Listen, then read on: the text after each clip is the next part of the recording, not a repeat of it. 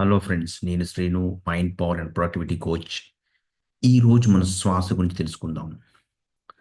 మనిషి తల్లి గర్భం నుంచి బయటికి వస్తున్నప్పుడు శ్వాస తీసుకుంటూ వస్తాడు.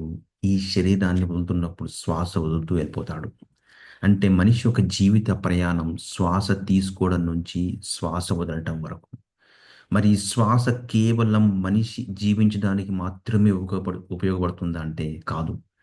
మనిషి యొక్క భావోద్వేగాన్ని కంట్రోల్ చేసేందుకు కూడా శ్వాస అనేది ఒక ఆయుధం లెక్క ఉంటుంది ఫ్రెండ్స్. మీరు గమనించండి, మీరు చాలా కోపంతో ఉన్నారు, ఒకరి మీద అరుస్తున్నారు, మీరు చాలా బాధపడుతున్నారు.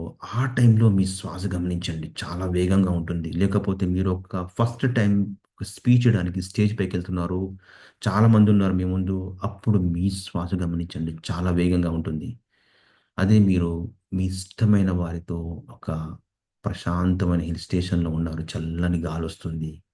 లేకపోతే మీ ఒక ప్రశాంతమైన దేవాలయంలో ఉన్నారు, భగవంతుని ధ్యానం చేస్తూ, ఆ టైంలో మీ శ్వాస గమనించండి. చాలా ప్రశాంతంగా ఉంటుంది. దీన్ని బట్టి మనకేమర్థమవుతుంది? శ్వాస అనేది మన భావోద్వేగాన్ని బట్టి మారుతూ ఉంటుంది ఫ్రెండ్స్. మరి ఈ శ్వాసని కంట్రోల్ చేసుకుంటే మన భావోద్వేగాన్ని కూడా కంట్రోల్ చేసుకొని మనం హ్యాపీగా ఉండొచ్చు.